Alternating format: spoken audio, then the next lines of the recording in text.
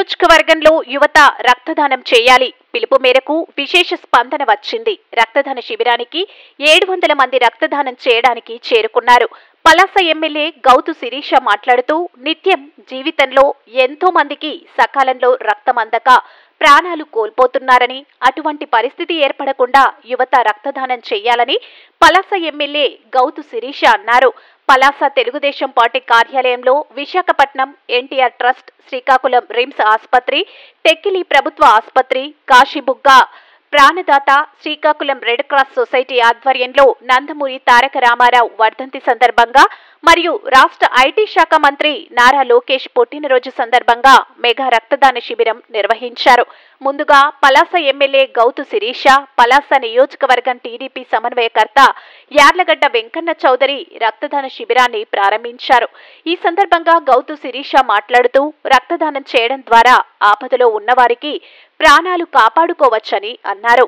రక్త నిల్వలు లేకపోవడంతో ఎంతో మంది మృత్యువాత పడుతున్నారని, రక్తదానం చేయడం ద్వారా మరో ప్రాణం కాపాడుతుందని చెప్పారు. ప్రతి వ్యక్తి ప్రతి 6 నెలలకు ఒకసారి రక్తదానం చేయవచ్చని అన్నారు. దీంతో ఆరోగ్యంగా ఉంటారని, మరలా కొత్త రకం తయారవుతుందని అన్నారు. ప్రతి ఏడాది టీడీపీ ఆధ్వర్యంలో రక్తదాన శిబిరం నిర్వహించడం జరుగుతుందని, ఈ ఏడాది కూటమి ప్రభుత్వం ఆధ్వర్యంలో నిర్వహించిన రక్తదాన శిబిరానికి విశేష స్పందన లభించిందని చెప్పారు. రక్తదాన శిబిరంలో సుమారు 700 మంది పాల్గొని రక్తదానం చేయడం జరిగిందని, రక్తదానం చేసిన ప్రతి ఒక్కరికి ప్రత్యేక ధన్యవాదాలు తెలిపారు.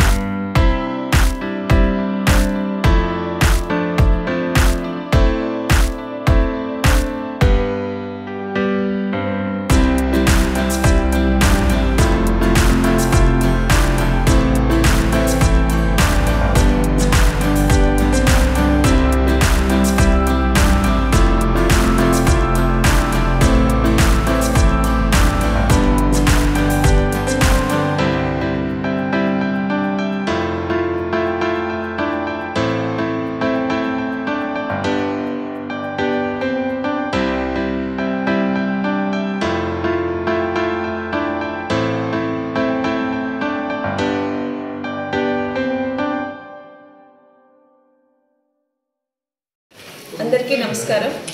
నేను మీ సోదరి గౌతు శ్రీశాని మాట్లాడుతున్నాను. మనకు తెలియకుండానే మనం ఇచ్చే రక్తం మనకు తెలియని ఇంకొక వ్యక్తికి ప్రాణం పోస్తుందనే ఒక మంచి ఉద్దేశంతో ఎన్టీఆర్ ట్రస్ట్ మరియు రోటరీ క్లబ్,